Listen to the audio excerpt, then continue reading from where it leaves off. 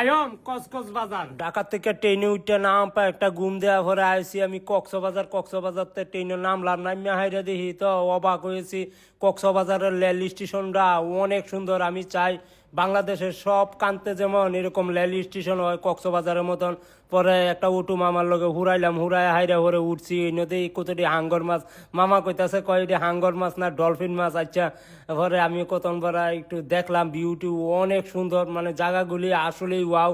মানে আমি যেতে যাইতাছি পরে এনতে খালি ব্রিজ দেখতাছি। পরে আমি কতন গাড়ি টাড়ি চলাইলাম, চলাই হাইরা এংরোমিটা বিলার সামনে আয়া নামলাম। পরে একটা বাই আইলো, বাইয়ের লগে হ্যান্ডশিপ করলাম। বাই কইতাছে ভাই এটা থেকে হামায়া দেখি তো ইনতে সাইড পদ্মা টদ্দা দেওয়া বিল্ডিং গুলা অনেক সুন্দর। পরে রুমের ভিতরে গেলাম, গিয়া হাইরা বাথরুম আগে গেলাম, গিয়া দেখতাছি বাথরুম শান্তি, সব শান্তি। বারিন্দা তাইলাম, আয়া হাইরা দেখতাছি ইনতে বীজ দেওয়া যায়।